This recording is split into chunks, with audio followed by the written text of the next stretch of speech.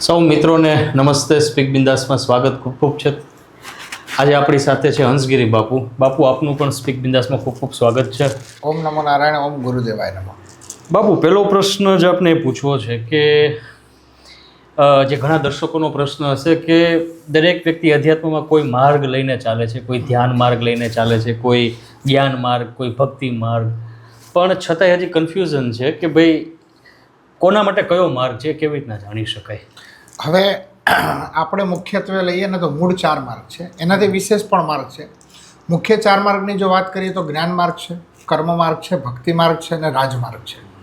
જે સ્વામી વિવેકાનંદ અને મારા ગુરુ મહારાજ કહે છે એ પ્રમાણે. એના સિવાય તંત્ર માર્ગ પણ છે. પણ આ ચારેયની બાબતમાં એક વસ્તુ કોમન છે કે દરેકની અંદર કુંડલીની જાગૃત સ્પષ્ટપણે આવે છે ને આવે છે.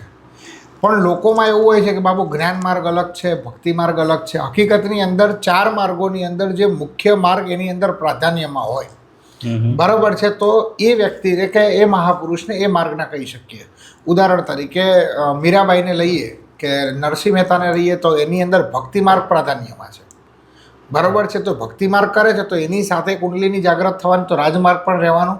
તત્વથી કંઈક સમજ્યા હશે ઈશ્વર માટે તો ઈશ્વરની પ્રાપ્તિ માટે નીકળ્યા હશે ને, બરાબર છે. તો એમનામાં જ્ઞાન માર્ગ પણ છે, બરાબર છે. અને એ કંઈ પણ ક્રિયા કરવા માટે શ્વાસ તો લેવાના ને, તો કર્મ માર્ગ પણ છે. તો આમ ચાર માર્ગ અલગ અલગ છે.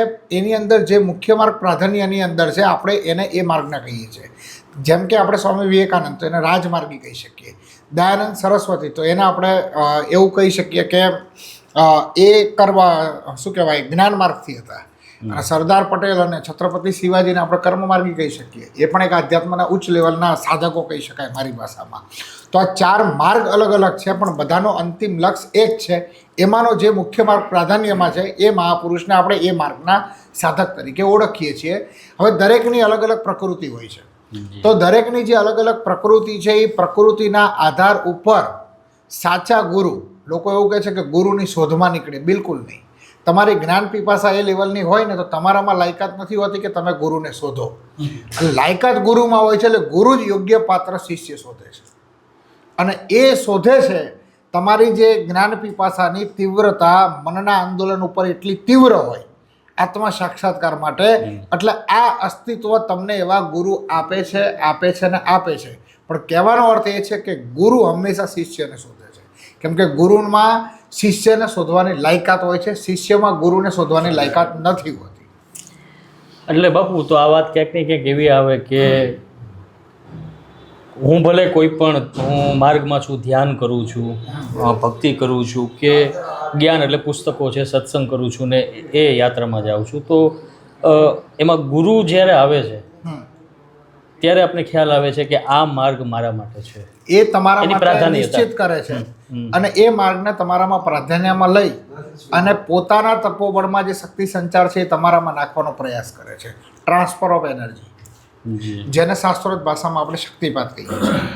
કીધું કે ભાઈ શિષ્ય જે છે એ ગુરુ, અત્યારે એવું છે કે શિષ્ય તરીકે ગુરુને શોધવાના પ્રયાસો ચાલુ છે. અલગ અલગ જગ્યાએ જવાનું થતું હોય છે. તો તમે જેમ કીધું તો એ શિષ્યને ક્યારે ખબર પડે કે એને ગુરુ મળી ગયા છે? કારણ કે ઘણીવાર તો ગુરુનું મળવું હવે તો બહુ સહજ છે. જેને કહેવાય કંઠી ધારણ કરવી, ગુરુ બનાવી લેવા એ બહુ સહેલું છે. તો એ આપણે બ્રહ્મા છીએ કે નહીં, આપણે કેવી રીતના ખ્યાલ આવે? જો ગુરુ કરી લેવા ને, અત્યારે તમે આ કેમેરો છે, કેમેરાનું યોગ્ય સેટઅપ કઈ રીતે કરવું એ તમે મને શીખવાડો. એટલે કેમેરા રૂપી તમે જે મને જ્ઞાન આપ્યું ને એ તમે મારા ગુરુ છો. પણ જે તારણહાર કરે છે ને એ સદગુરુ છે, બરાબર. બીજું કે જ્ઞાન પીપાસા છે એ માણસ 100% તમે બધા જેમ અહીંયા ત્યાંથી અહીંયા સુધી લાંબા થયા છો, દશરથ બાપુ પાસે જાઓ છો, અલગ અલગ મહાત્મા જોડે જાઓ છો, બરાબર. તો જ્ઞાન પીપાસા માટે તમારે ભટકવું તો પડે જ છે, નથી ભટકવું પડે એવું નથી. પણ એટલું ચોક્કસ છે કે તમારી જ્ઞાન પીપાસા શુદ્ધ, સાત્વિક અને પવિત્ર હોય તો તમને એના લગતા ગુરુ મળવા નિશ્ચિત છે.